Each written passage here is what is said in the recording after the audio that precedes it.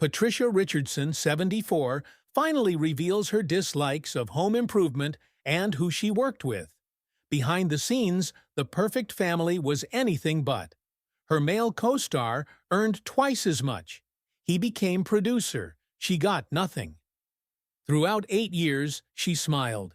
She's now revealing everything: money conflicts, stunning set behavior, and why she left fame. Her revelation about her true hate will stun you. In Bethesda, Maryland, Patricia Richardson was born February 23, 1951, into a disciplined, ever-changing world. Her military father, Lawrence Baxter Richardson, was unique. He was a Naval Academy sub-commander, a fighter pilot after World War II, and a test pilot. His life was precision and courage, so Patricia's was moving repeatedly. Patricia packed and unpacked more than most youngsters by the time she graduated. Every 2 years, new neighborhood, school, and pals. Navy kids lived like that. It shaped her, not broke her. It made her bright, versatile, and speedy. She used them on stage and cinema. Her education was disorganized too. She bounced between Maryland and Texas' hardest private schools. After arriving at Southern Methodist University in Dallas, things settled down. She finally found her groove. In 1972, she graduated from acting school and met Beth Henley, a Pulitzer Prize winner, and Stephen Tobolowsky, who would unexpectedly aid her career. Patricia jumped into acting at SMU. She grew by playing big roles in tough plays. The theatrical program promoted creativity, and Patricia embraced it. It went beyond performing. It involved experimenting, investigating, and planning for more. She didn't rush to New York City or Los Angeles after graduating. She worked in Dallas Dinner Theater instead.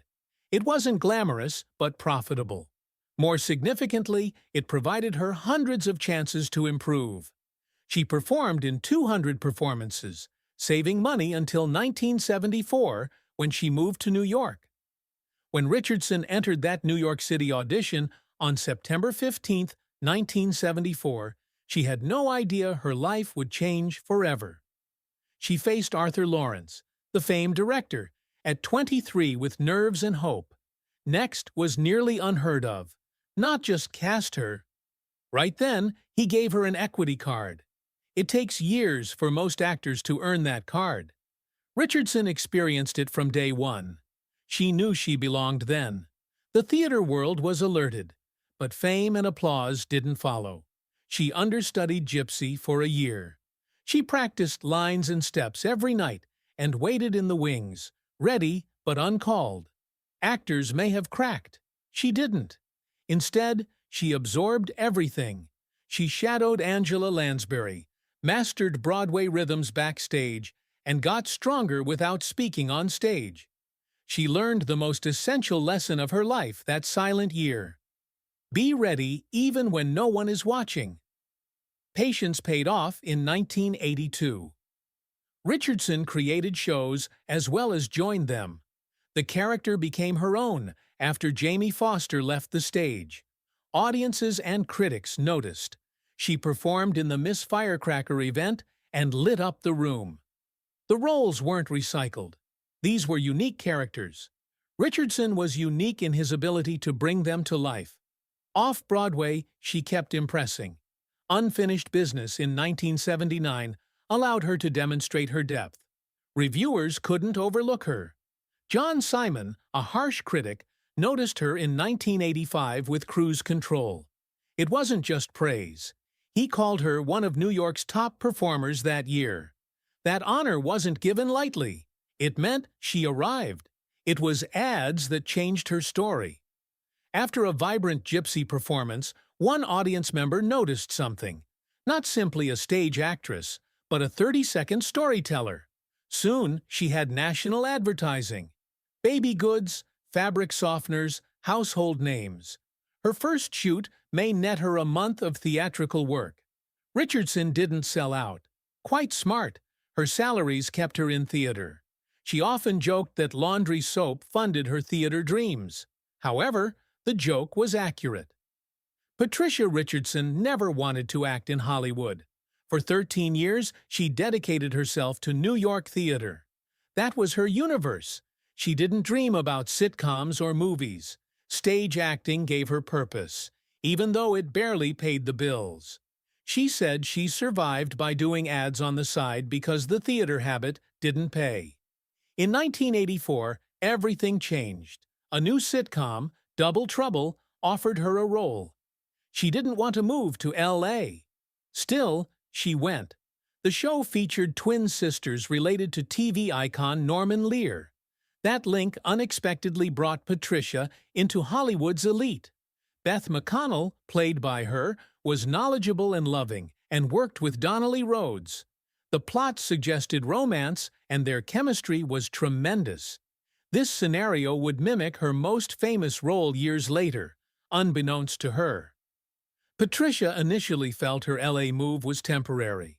As additional TV roles came her way, her perspective changed. She and her actor husband, Ray Baker, made a significant choice. They fled NYC forever. Los Angeles became more than a work trip by the late 1980s. That became home. Not an easy choice. Television was more commercial, so leaving theater, which had artistic value, felt risky. But timing favored them. The late 80s had a sitcom boom. Golden Girls, Cheers, and The Cosby Show ruled. Patricia was immersed in that world. Later, she said she had done 13 years of sitcoms after 13 years of New York theater. She completely reinvented her profession. Ray and Patricia were also starting a family. Henry, Roxanne, and Joseph were their 3 children by 1991. California now dominated her personal and professional life. Patricia starred in 2 short-lived sitcoms that helped her rise to fame. In 1988, she starred in Eisenhower and Lutz with Scott Bakula. Although it only aired 13 episodes, it gave her crucial screen time. Her next role was FM, a political analyst and ex-wife at a public radio station. From 1989 until 1990, it aired. Both shows were produced by MTM Enterprises, a reputable firm, which helped her gain insider recognition. Though neither show was successful, they offered Patricia room to flourish. She improved her timing, understood sitcom rhythms, and made industry connections, especially with producer Alan Burns. She quietly created a respectable resume and proved she could lead TV parts by FM's end. Home Improvement followed. Nearly didn't happen. ABC struggled in 1991. First cast actress didn't have chemistry with Tim Allen. It was urgent, so they phoned Patricia. Time couldn't have been worse. She wasn't ready to work after having twins. She consented to film the pilot. The show made major arrangements for her. The extra dressing space allowed her to set up cribs for her babies. They hired a driver for her babysitter to take the twins home early. Patricia utilized her breast pump between scenes throughout the 5-day filming. It was hard, but she did it. Her life revolved around balancing job and parenting.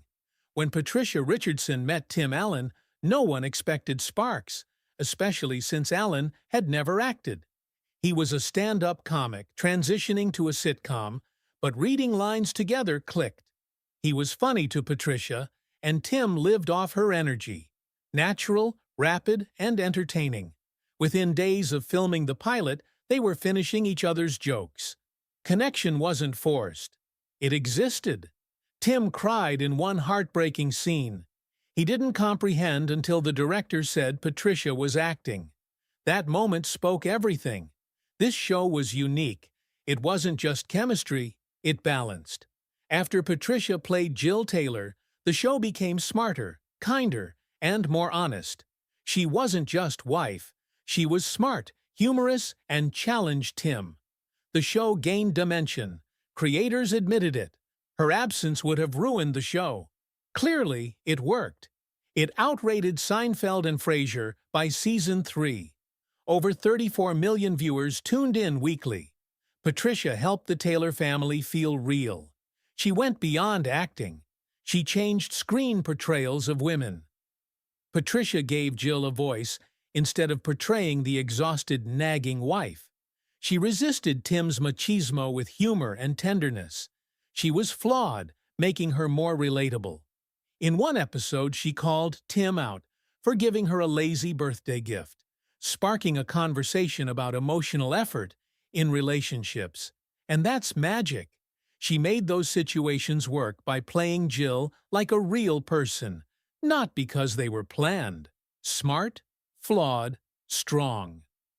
Off script, she may have done her most powerful work.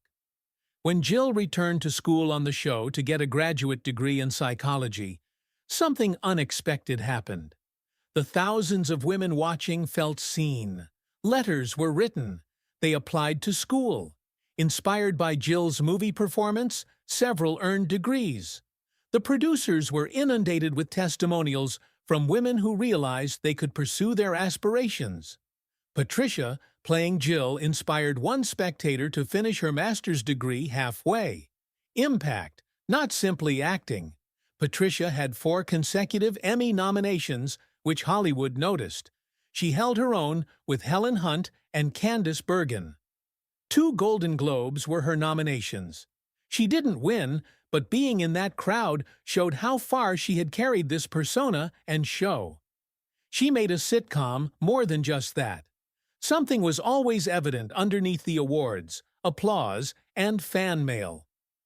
Home remodeling was Patricia Richardson's passion. Patricia Richardson's home improvement tenure wasn't all fun. While spectators viewed her as strong, intellectual mother Jill Taylor, her off-screen life was different. One formed by power plays, double standards, and silent conflicts she fought alone. From the first season, Tim Allen was more important.